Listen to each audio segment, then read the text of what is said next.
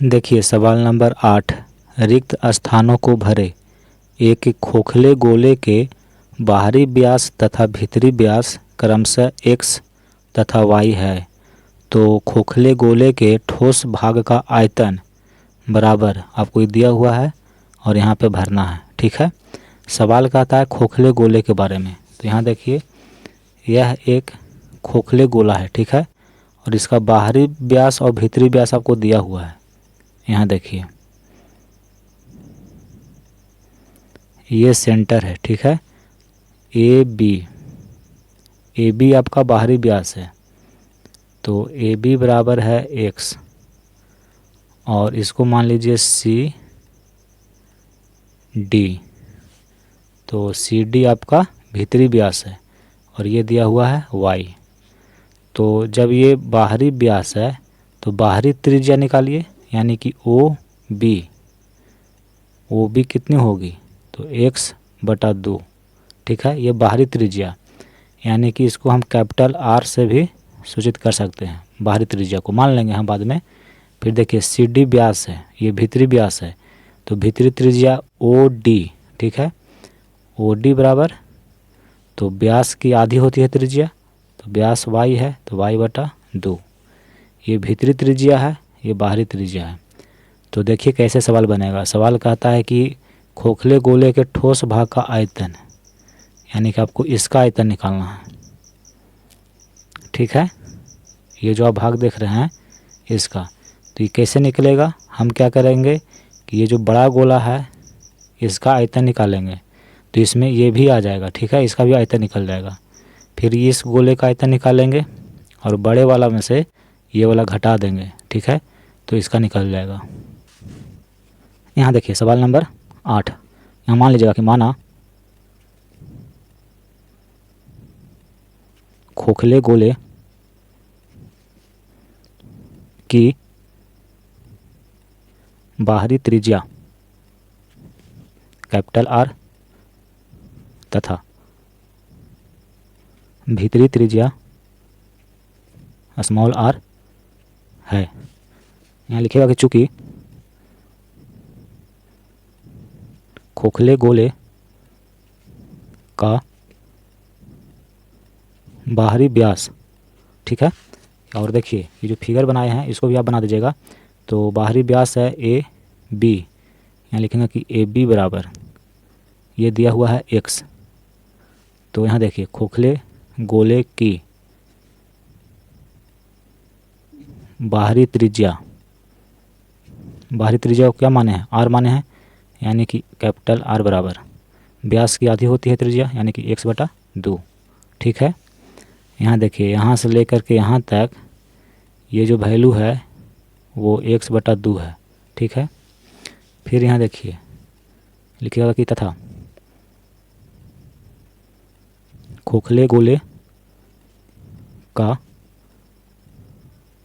भीतरी व्यास है C D बराबर y, ये और ये आपको दिया हुआ है। ठीक है, सवाल में। तो देखिए खोखले गोले की भीतरी त्रिज्या को हम r माने हैं, यानी कि r बराबर कितना हो जाएगा, तो व्यास की आधी होती है, यानी कि y/2। अब देखिए खोखले गोले का ये बाहरी त्रिज्या है और ये खोखले गोले की भीतरी त्रिज्या है, यानी कि भीतरी त्रिज्या देखिए ये है y/2 और बाहरी त्रिज्या देखिए ये है आपका x/2। तो यहाँ पे आप लिखिएगा कि खोखले गोले के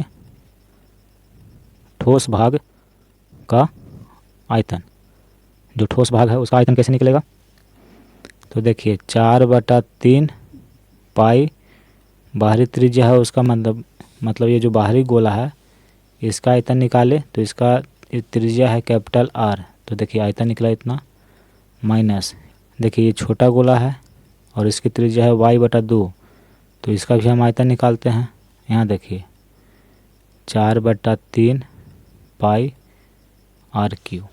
ठीक है,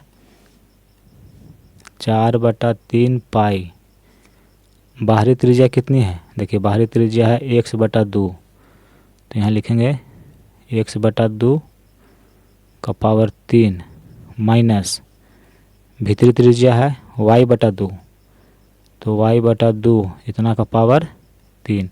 4/3 पाई तो ये कॉमन हो गया। देखिए 4/3 पाई इसमें भी है और इसमें भी है, दोनों में है, तो इसको हम कॉमन कर लिए और ये दोनों बच गया, तो इसको ब्रैकेट के अंदर में हम लिख दिए हैं।